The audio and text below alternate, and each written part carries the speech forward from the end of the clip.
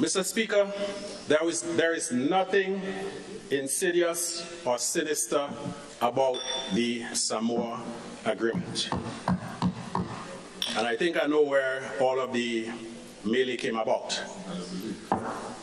Honorable Modest and Honorable Pierre, Honorable James was sitting here in a meeting of the famous House committee that approved the increases.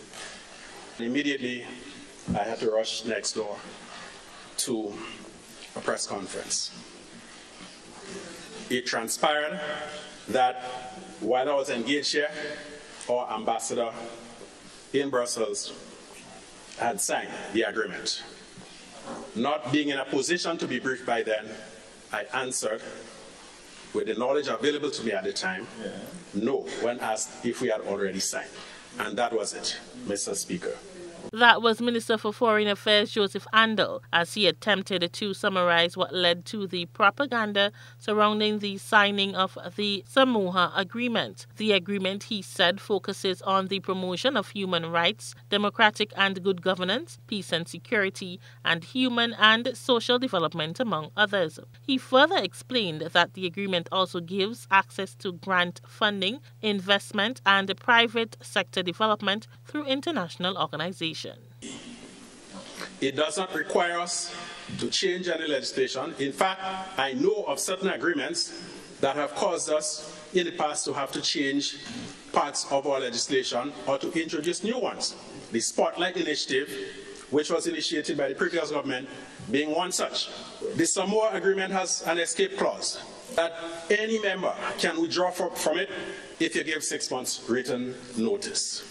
With all of this scare story about LGBTQZ and whatnot, I read through the 401 pages, Mr. Speaker, and every mention of gender was followed by the words women and girls. The minister is calling on public figures in society who are spreading misinformation to desist from doing so. I appeal to my colleagues on this side, my colleagues on the other side, to civil society, to all responsible Grenadians. Yes, we can disagree, but let us try as best we can to stick to the truth and to stay away from scaremongering, hiding behind religion in many cases. The new partnership agreement will serve as the new legal framework for UN relations with 79 countries. This includes 48 African, 16 Caribbean, and 15 Pacific countries. Around 2 billion people are covered by the agreement. The agreement aims to strengthen the capacity of the UN and the African, Caribbean, and Pacific countries to address global challenges together. Rena P. Thomas, GBN News.